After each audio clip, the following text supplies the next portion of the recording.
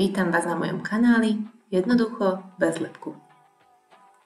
Medzi naše obľúbené vianočné recepty neodmysliteľne patria tieto zázvorovo-kokosové sušenky, ktoré nádherne rozvoniavajú.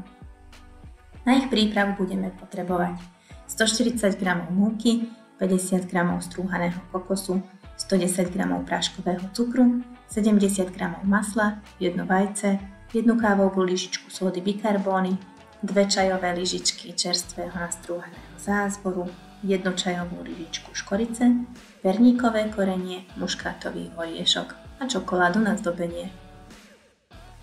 Najskôr si zmiešame všetky sypké suroviny, a to múku, práškový cukor a kokos.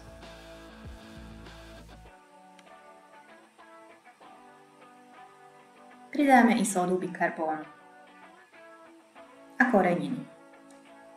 Perníkové korenie, škoricu, muškátový oriešok a zázvor. Všetko starostlivo premiešame. Na záver pridávame vajíčko a zmäknuté maslo. Všetko poriadne spracujeme.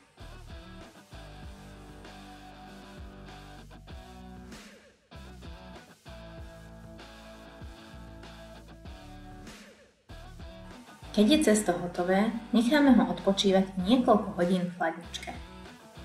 Cesto vyberieme z chladničky, vyklopíme si ho na pomočnenú dosku a necháme chvíľku odpočívať, aby nám zmäklo. Po niekoľkých minútach je pripravené. Trocha ho prepracujeme a obalíme v múke. Následne volčekom vyvalkáme na približne 3 mm vysoký plát. Vykrajovačkou podľa vlastného uváženia vykrajujeme sušienky, keďže obsahujú zázvor a kokos. Pôsobia na okrajoch trocha chlpato, preto sa mi najviac páči hviezdička, ktorej cípy prejdem ešte prstami a tak vystávajúce časti trocha napravím.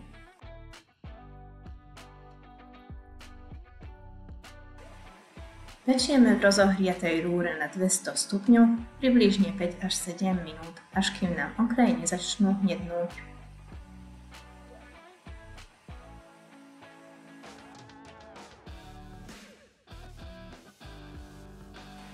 Vo vodnom kúpeli roztopíme čokoládovú polevu.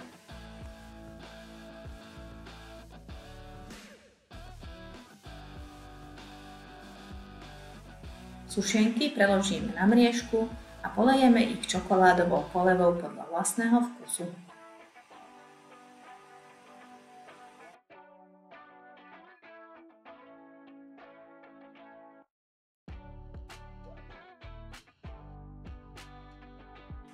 Na záver môžeme posypať práškovým cukrom. A máme hotovo. Dobrú chuť!